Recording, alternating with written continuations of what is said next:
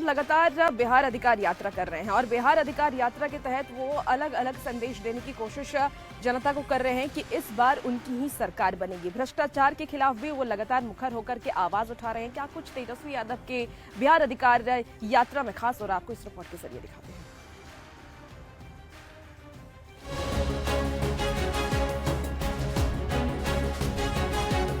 ये तस्वीरें हैं वैशाली की, जहां समर्थकों के भारी भीड़ के बीच तेजस्वी यादव हाथ हिलाकर समर्थकों का अभिवादन कर रहे हैं। तेजस्वी की बिहार अधिकार यात्रा में आरजेडी समर्थकों का जोश हाई दिख रहा है। बिहार अधिकार यात्रा के आखिरी दिन तेजस्वी नीतीश सरकार पर जमकर बरसे। तेजस्वी ने कहा, महागठबंधन की सरकार बनने पर किसी भी भ्रष्टाचारी या अपराधी को नहीं छोड़ा जाएगा।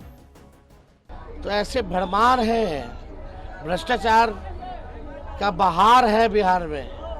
भ्रष्टाचारी भ्रष्टाचार, केवल लूटने का काम किया है बिहार को इन लोगों ने।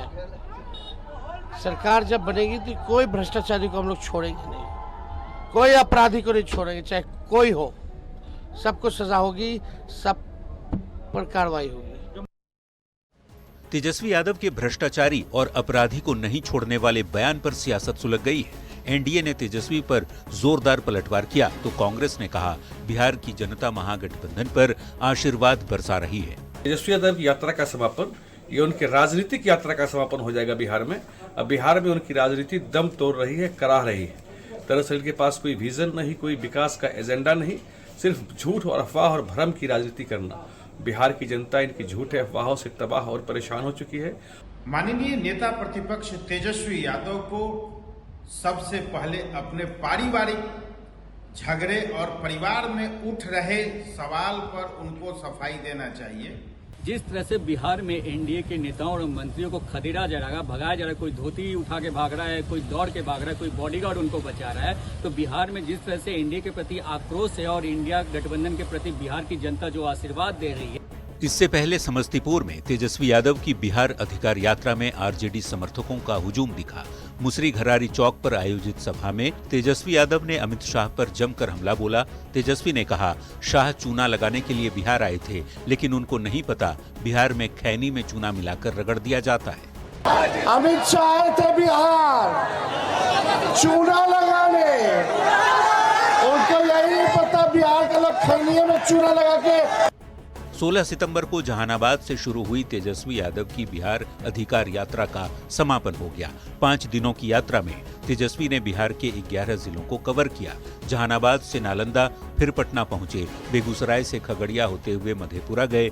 सहरसा, सुपौल, समस्तीपुर में यात्रा के बाद उजियारपुर होते हुए तेजस्वी वैशाली पहुंचे। आरजेडी की सोची समझी रणनीति के तहत तेजस्वी की बिहार अधिकार यात्रा का अंतिम पड़ाव वैशाली रखा गया, क्योंकि राघोपुर से ही तेजस्वी यादव चुनाव लड़ते हैं। बिहार जन अधिकार यात्रा के जरिए तेजस्वी ने चुनावी समर में सियासी शंखनाद कर दिया है।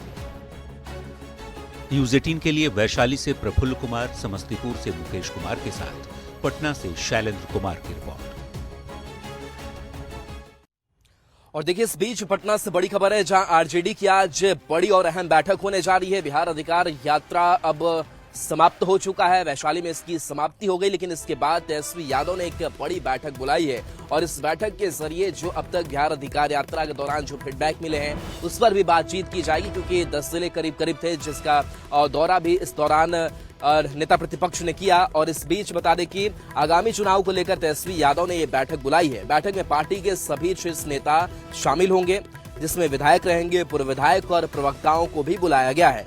तेजस्वी यादव का जो सरकारी आवास है वहीं पर इस बैठक को बुलाई गई है और इस बैठक के जरिए चुनावी रणनीति भी तैयार की जाएगी और बाकी जो उनके विधायक है, पूर्व विधायक हो, कार्यकर्ता हो, उनसे बातचीत तेजस्वी यादव करेंगे।